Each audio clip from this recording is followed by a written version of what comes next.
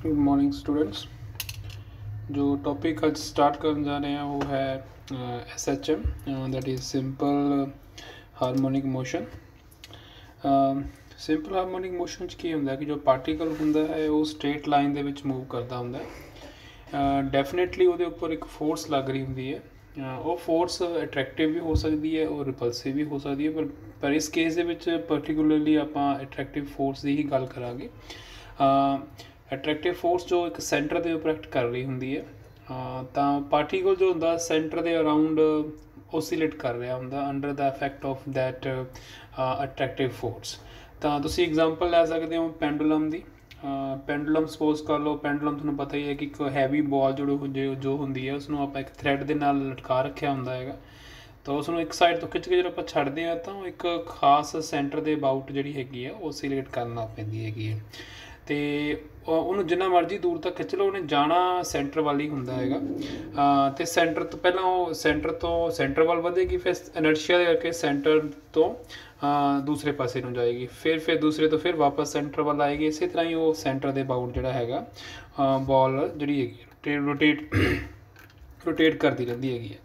ਠੀਕ ਹੈ, ਤਾਂ ਇੱਥੇ ਜੋ ਡੈਫੀਨੇਸ਼ਨ ਮੈਂ ਲਿਖੀ ਹੈ, particle moves in straight line such that its acceleration is always directed toward the fixed point. ਇੱਥੇ ਜਿਹੜਾ ਫਿਕਸਡ ਪੁਆਇੰਟ ਹੈਗਾ ਉਹ ਫਿਕਸਡ ਪੁਆਇੰਟ ਆਫ ਅਟਰੈਕਸ਼ਨ ਹੈਗਾ। ਪਾਰਟੀਕਲ ਹਮੇਸ਼ਾ ਜਿਹੜਾ ਹੈਗਾ ਉਹਦੀ ਐਕਸੇਲੇਸ਼ਨ ਜਿਹੜੀ ਹੈਗੀ ਹਮੇਸ਼ਾ ਸੈਂਟਰ ਵੱਲ ਹੀ ਹੁੰਦੀ ਹੈਗੀ ਹੈ। ਠੀਕ ਹੈ, ਤਾਂ ਉਹ ਸੈਂਟਰ ਨੂੰ ਆਪਾਂ ਫਿਕਸ ਪੁਆਇੰਟ ਕਹਿੰਦੇ ਹੁੰਦੇ ਹਾਂ। ਤਾਂ ਇਸ ਕੇਸ ਜਿਹੜਾ ਪਾਰਟੀਕਲ ਜੋ ਮੋਸ਼ਨ ਐਗਜ਼ੀਕਿਊਟ ਕਰੇਗਾ ਉਹ ਮੋਸ਼ਨ ਸਿੰਪਲ ਹਾਰਮੋਨਿਕ ਮੋਸ਼ਨ ਹੋਏਗਾ। ਤਾਂ its velocity and position at any time can be obtained in following manner. ਤਾਂ ਇੱਥੇ ਆਪਾਂ ਮੈਂ ਜੋ ਥਿਓਰੀਟੀਕਲ ਆਪਾਂ ਸੈਟਅਪ ਤਿਆਰ ਕਰ ਲੈਂਦੇ ਹੈਗੇ ਹਾਂ। ਤਾਂ ਆਹ ਆਪਣੀ ਐਕਸਸ ਹੈਗੀ ਹੈ A1 O ਅਤੇ A।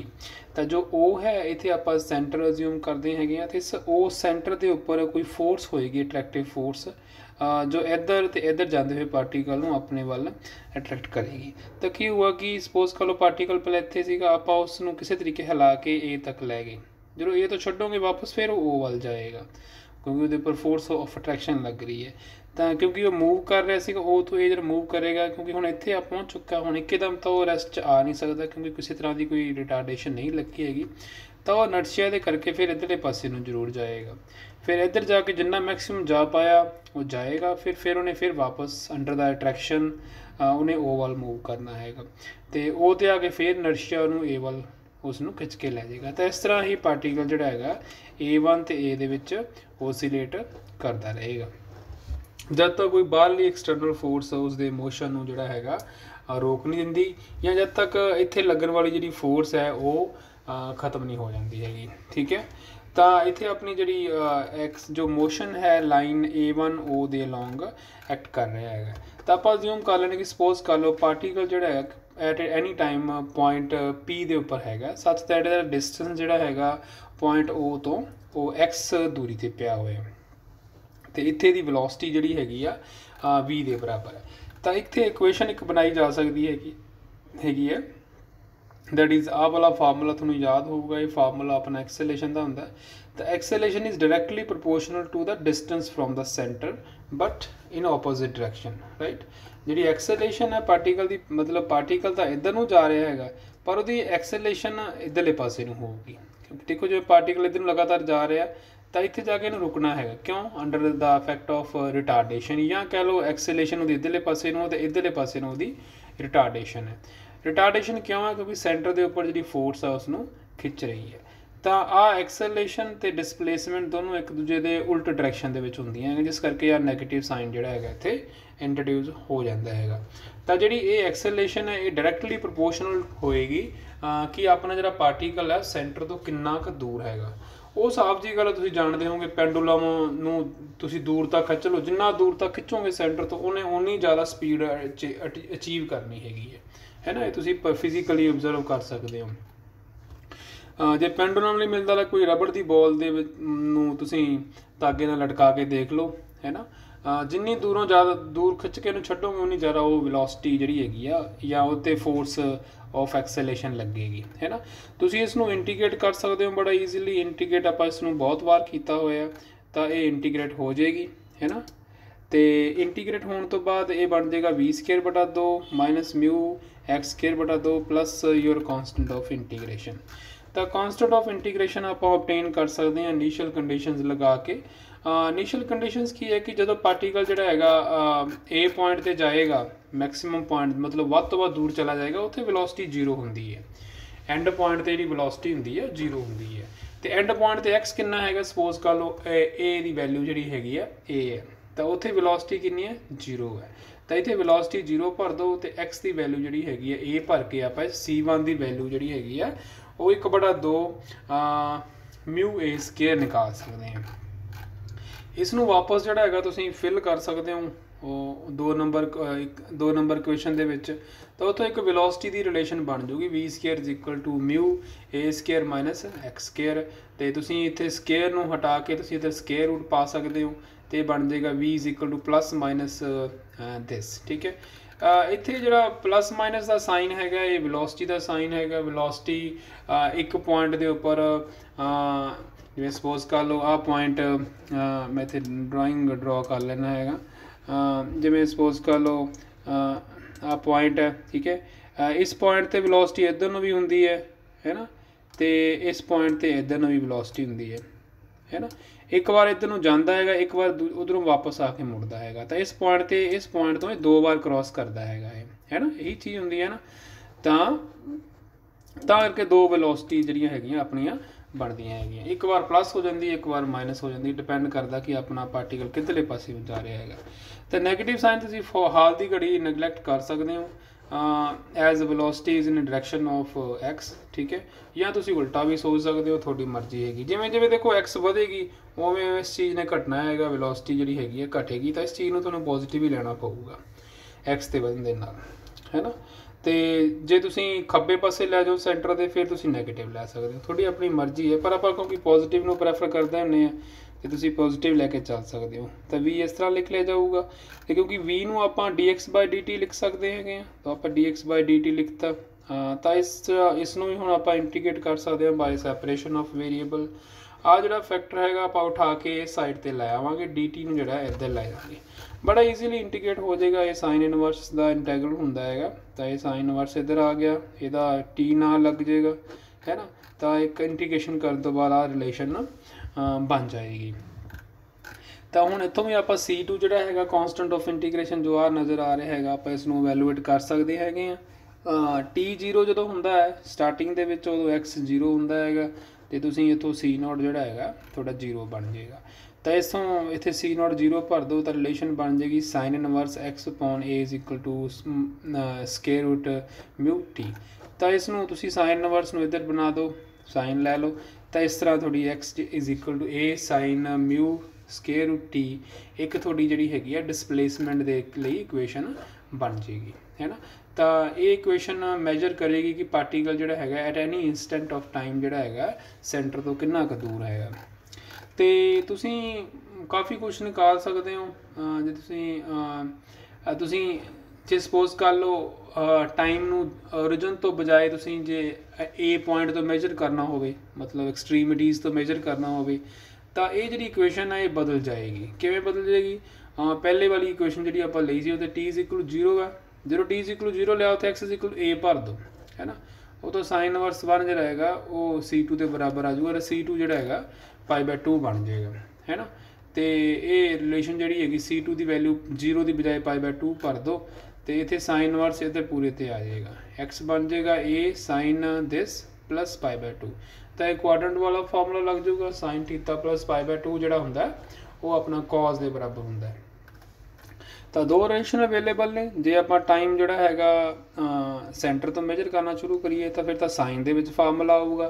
तो जे आपां टाइम नूं वन ऑफ द एक्सट्रीमिटी मतलब या ए तो या A1 तो मेजर करो तो जिहड़ा हैगा डिसप्लेसमेंट की रिलेशन है वो इस तरह की आऊगी। तो थोड़ी मर्जी है, थोड़ी सिचुएशन के अकॉर्डिंग जिहड़ा हैगा तुसीं टाइम जिहड़ा हैगा एक्सट्रीमिटीज़ तो या सेंटर तो मेजर कर सकते हो। ਉਹਦੇ ਅਕੋਰਡਿੰਗਲੀ ਤੁਹਾਨੂੰ ਫਿਰ ਡਿਸਪਲੇਸਮੈਂਟ ਦੀ ਜਿਹੜੀ ਹੈਗੀ ਆ ਰਿਲੇਸ਼ਨ ਬਦਲਣੀ ਪਏਗੀ। ਨੋਟ ਇੱਥੇ ਹੈਗੇ ਨੇ ਕੁਝ fixed point O is called the center of attraction. At this point acceleration is 0, hence no force is acting at 0। ਹੁਣ ਸਾਫ ਜੀ ਗੱਲ ਹੈ, ਜਿਹੜਾ ਸੈਂਟਰ ਹੈਗਾ ਉਹ ਤੇ x = 0 ਹੈ। x 0 ਭਰਨ ਦੇ ਨਾਲ ਐਕਸੇਲੇਸ਼ਨ 0 ਬਣੀ ਜਾਣੀ ਹੈਗੀ ਹੈ। ਤਾਂ ਸੈਂਟਰ ਦੇ ਉੱਪਰ ਪਾਰਟੀਕਲ ਤੇ ਕੋਈ ਫੋਰਸ ਨਹੀਂ ਲੱਗ ਰਹੀ ਹੁੰਦੀ ਹੈਗੀ। ਤਾਂ ਪਾਰਟੀਕਲ ਦੇ ਉੱਪਰ ਫੋਰਸ ਉਦੋਂ ਹੀ ਲੱਗੂਗੀ ਜਦੋਂ ਪਾਰਟੀਕਲ ਸੈਂਟਰ ਤੋਂ ਖੱਬੇ ਜਾਂ ਸੱਜੇ ਪਾਸੇ ਨੂੰ ਮੂਵ ਕਰੇਗਾ। ਹੁਣ ਤੁਸੀਂ ਸੋਚੋਗੇ ਜੀ ਫਿਰ ਜੇ ਸੈਂਟਰ ਦੇ ਉੱਪਰ ਫੋਰਸ ਨਹੀਂ ਲੱਗ ਰਹੀ ਤਾਂ ਪਾਰਟੀਕਲ ਫਿਰ ਸੈਂਟਰ ਤੇ ਉਹਦੀ ਵੈਲੋਸਿਟੀ ਕਿੱਥੋਂ ਆ ਜਾਂਦੀ ਹੈ? ਵੈਲੋਸਿਟੀ ਉਹਦੀ ਇਨਰਸ਼ੀਆ ਤੋਂ ਆਉਂਦੀ ਹੈਗੀ, ਹੋਰ ਕੋਈ ਕਾਰਨ ਨਹੀਂ ਹੈਗਾ। ਠੀਕ ਹੈ।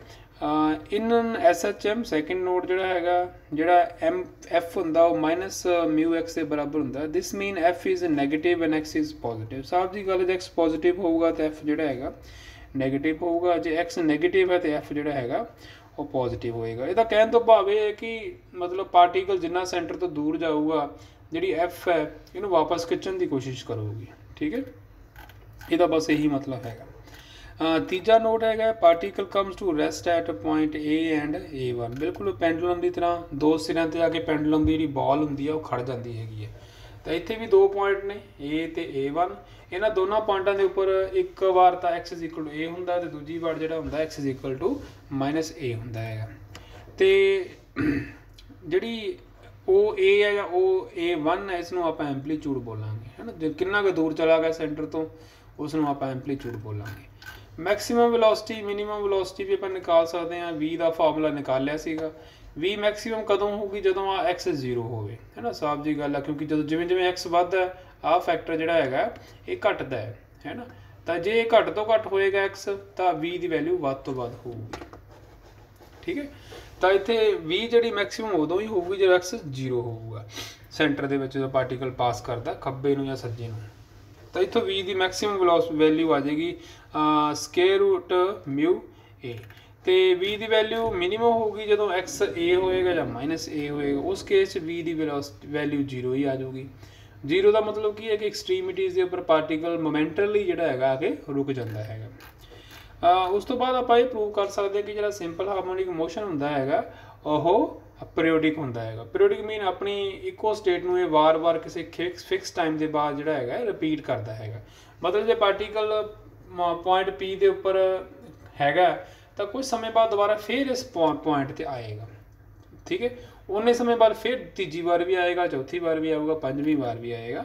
ਯਾਨੀ ਕਿ ਇੱਕ ਖਾਸ ਇੰਟਰਵਲ ਦੇ ਬਾਅਦ ਜਿਹੜਾ ਹੈਗਾ ਪਾਰਟੀਕਲ ਇੱਕ ਪੁਆਇੰਟ ਨੂੰ ਵਾਰ-ਵਾਰ ਕ੍ਰਾਸ ਕਰੇਗਾ। ਠੀਕ ਹੈ। ਪਰ ਕਿਸੇ ਖਾਸ ਸਮੇਂ ਦੇ ਬਾਅਦ, ਉਹ ਖਾਸ ਸਮੇਂ ਨੂੰ ਪੀਰੀਅਡ ਬੋਲਦੇ ਹੁੰਦੇ ਆ।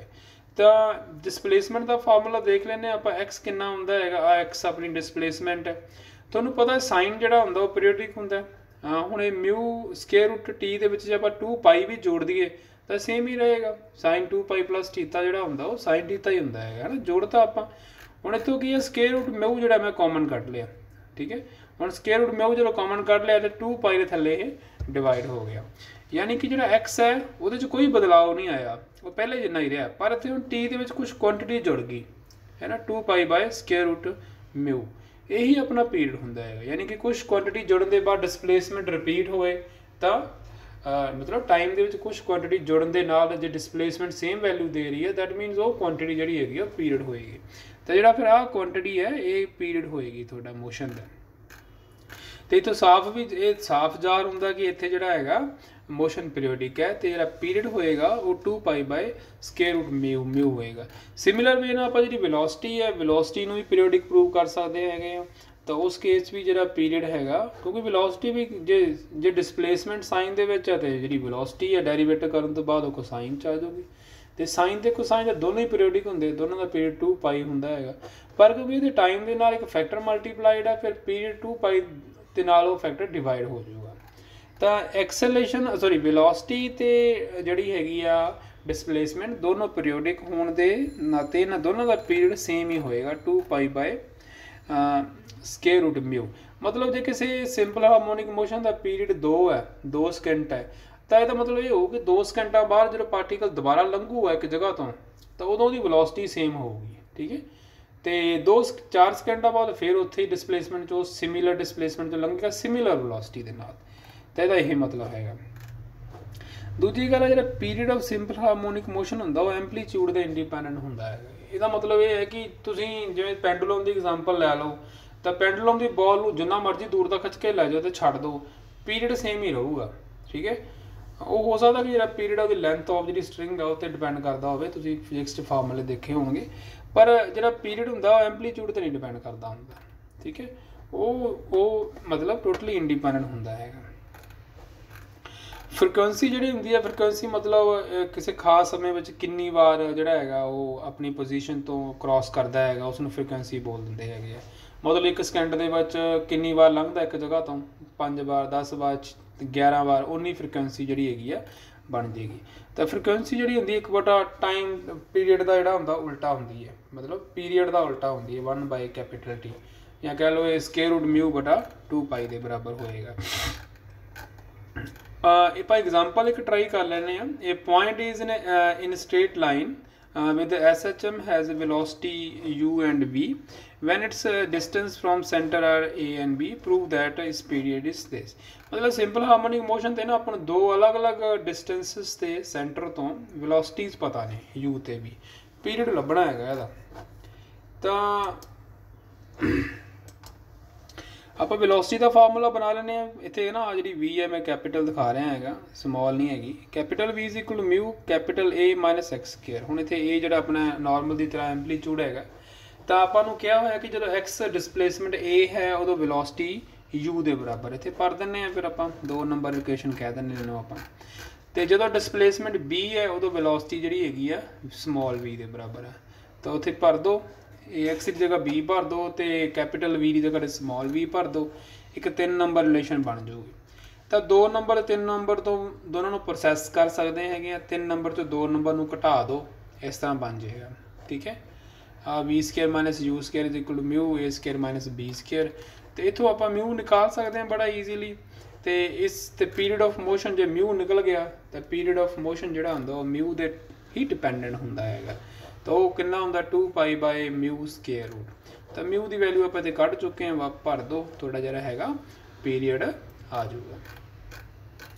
ਇਹ ਕੁਐਸਚਨ ਹੈ ਐਗਜ਼ਾਮਪਲ ਨੰਬਰ 7 ਹੈ। A particle moves with SHM in a straight line in a first second after starting from rest. It travels a distance a। ਤਾਂ ਪਾਰਟੀਕਲਸ ਇੱਕ ਗੱਲ ਕਹਿਤੀ ਕਿ ਸਿੰਪਲ ਹਾਰਮੋਨਿਕ ਮੋਸ਼ਨ ਹੈ। ਇਹ ਰੈਸਟ ਤੋਂ ਚੱਲਿਆ 1 ਸੈਕਿੰਡ ਜਦੋਂ ਇਹਨੇ ਟਰੈਵਲ ਕੀਤਾ ਤਾਂ ਇਹ a ਡਿਸਟੈਂਸ ਦੂਰੀ ਤੈਅ ਕਰ ਲਈ। ਅਗਲੇ ਸਕਿੰਡ 'ਚ ਇਹਨੇ b ਦੂਰੀ ਤੈਅ ਕਰ ਲਈ। Prove that amplitude of motion is this, ਠੀਕ ਹੈ। ਤਾਂ ਉਹ ਕਹਿਣ ਤੋਂ ਭਾਵ ਕਿ ਆਹ ਸਪੋਜ਼ ਕਰ ਲਓ ਤੁਹਾਡੀ ਲਾਈਨ ਆਫ ਐਕਸ਼ਨ ਹੈਗੀ ਹੈ, ਠੀਕ ਹੈ। ਆਹ ਐਕਸਟ੍ਰੀਮਿਟੀ ਹੈ, ਇੱਥੋਂ ਰੈਸਟ 'ਤੇ ਹੈ। ਹੋ ਸਕਦਾ ਆਹ ਜਿਹੜਾ ਤੁਹਾਡਾ ਓਰੀਜਨ ਹੈ ਇੱਧਰਲੇ ਪਾਸੇ ਵੀ ਕਿਤੇ ਹੋਊਗਾ, ਉਹ ਮੈਂ ਦਿਖਾ ਨਹੀਂ ਰਿਹਾ ਹੈਗਾ, ਠੀਕ ਹੈ। ਤਾਂ ਆਹ ਤੁਹਾਡੀ ਟੋਟਲ ਐਂਪਲੀਟਿਊਡ ਮੰਨ ਲਓ ਆਹ ਵਾਲੀ, ਠੀਕ ਹੈ। ਇੱਥੇ ਉਹ ਲਿਖਣ ਵਾਲਾ ਰਹਿ ਗਿਆ, ਉਹ ਸੈਂਟਰ ਜਿਹੜਾ ਹੈਗਾ, ਆਹ ਵਾਲਾ ਜਿਹੜਾ ਹੈਗਾ ਇਹ ਸੈਂਟਰ ਹੈ, ਆਹ ਵਾਲਾ ਇਟ ਇਜ਼ ਸੈਂਟਰ। ਤਾਂ ਜਿਹੜਾ ਇਹ ਹੈਗਾ ਇਹ ਹੈ, ਇਹਦੇ ਉੱਪਰ ਪਾਰਟੀਕਲ ਰੈਸਟ ਦੇ ਉੱਪਰ ਹੈਗਾ। ਆਪਾਂ ਇਹਨੂੰ ਛੱਡਤਾ ਇੱਥੋਂ, ਜਦੋਂ ਛੱਡੂਗਾ ਇੱਧਰ ਨੂੰ ਭੱਜੂਗਾ, ਇਹ ਇੱਧਰ ਨੂੰ ਭੱਜੂਗਾ, ਹੈ ਨਾ। ਅਤੇ ਜਦੋਂ ਭੱਜੇਗਾ ਤਾਂ ਇਹ ਪਹਿਲੇ ਸਕਿੰਡ 'ਚ ਨੇ a ਦੂਰੀ ਤੈਅ ਕਰ ਲਈ, ਦੂਜੇ ਸਕਿੰਡ 'ਚ ਨੇ b ਦੂਰੀ ਤੈਅ ਕਰ ਲਈ। ਆਪਾਂ ਐਂਪਲੀਟਿਊਡ ਪਤਾ ਕਰਨੀ ਹੈ, ਬਸ ਇੰਨਾ ਹੀ ਕੰਮ। ਤਾਂ ਆਪਾਂ ਫਾਰਮੂਲਾ ਹੁਣ ਜਿਹੜਾ ਹੈਗਾ ਡਿਸਪਲੇਸਮੈਂਟ ਦਾ, ਆਪਾਂ ਇੱਥੇ ਕੌਜ਼ ਵਾਲਾ ਫਾਰਮੂਲਾ ਯੂਜ਼ ਕਰਾਂਗੇ, ਕਿਉਂਕਿ ਟਾਈਮ ਜਿਹੜਾ ਹੈਗਾ ਨਾ ਆਪਾਂ ਹੁਣ ਐਕਸਟ੍ਰੀਮਿਟੀ ਤੋਂ ਮੇਜਰ ਕਰਨਾ ਹੈਗਾ। ਤਾਂ ਡਿਸਪਲੇਸਮੈਂਟ ਕਿੰਨੀ ਹੋ ਗਈ, x = a cos μt। ਜਦੋਂ ਟਾਈਮ t = 1 ਸੀਗਾ ਉਦੋਂ x a - a ਸੀਗਾ। ਆਹ ਕੈਪੀਟਲ ਆਹ ਜਿਹੜੀ ਟੋਟਲ ਹੈ ਨਾ a ਹੈ। ਅਤੇ ਫਿਰ ਡਿਸਪਲੇਸਮੈਂਟ ਆਹ ਡਿਸਟੈਂਸ ਕਿੰਨਾ ਹੋਊਗਾ, ਫਿਰ ਕੈਪੀਟਲ A - ਸਮੋਲ a, ਠੀਕ ਹੈ। ਡਿਸਪਲੇਸਮੈਂਟ ਹਮੇਸ਼ਾ ਸੈਂਟਰ ਤੋਂ ਹੀ ਮੇਜਰ ਕਰਨੀ ਹੈ। ਟਾਈਮ ਕਿਤੋਂ ਵੀ ਮੇਜਰ ਕਰ ਸਕਦੇ ਹੈਗੇ, ਉਹ ਸੈਂਟਰ ਤੋਂ ਵੀ ਕਰ ਸਕਦੇ ਹਾਂ, ਐਕਸਟ੍ਰੀਮਿਟੀ ਤੋਂ ਵੀ ਕਰ ਸਕਦੇ ਹਾਂ। ਤਾਂ ਪਹਿਲੇ ਸਕਿੰਡ ਦੇ ਪਾਰਟੀਕਲ ਇੱਥੇ ਸੀਗਾ, ਠੀਕ ਹੈ, ਸੋਰੀ ਇੱਥੇ ਪਹੁੰਚ ਗਿਆ। ਤਾਂ ਆਹ ਦੂਰੀ ਕਿੰਨੀ ਹੋਊਗੀ, ਕੈਪੀਟਲ A - ਸਮੋਲ a ਆਹ ਹੋਊਗੀ। ਇੱਥੇ ਭਰ ਦਿਓ, ਇੱਥੇ ਇਸ ਜਗ੍ਹਾ 'ਤੇ T1 ਭਰ ਦਿਓ, ਤਾਂ ਰਿਲੇਸ਼ਨ ਬਣ ਜਾਏਗੀ। ਦੂਜੇ ਸਕਿੰਡ ਦੇ ਪਾਰਟੀਕਲ ਇੱਥੇ ਪਹੁੰਚ ਗਿਆ, ਦੂਰੀ ਕਿੰਨੀ ਤੈਅ ਕਰ ਲਈ a + b। ਕਿਹਦੇ 'ਚੋਂ ਘਟਾਵਾਂ, ਫਿਰ ਆਹ ਦੂਰੀ ਕਿੰਨੀ ਹੋਈ, ਇਹ ਕੈਪੀਟਲ A - a + b। ਤਾਂ ਇੱਥੇ ਫੀਡ ਕਰ ਦਿਓ, ਇੱਥੇ t ਦੀ ਵੈਲਿਊ 2 ਭਰ ਦਿਓ, ਠੀਕ ਹੈ। ਇਹਦੇ ਉੱਪਰ ਹੁਣ ਫਾਰਮੂਲਾ ਲਗਾਵਾਂਗੇ, ਇਸ ਵਾਲੇ ਉੱਪਰ cos 2θ ਵਾਲਾ ਫਾਰਮੂਲਾ ਆਪਾਂ ਲਗਾਤਾ ਇੱਥੇ, ਹੈ ਨਾ।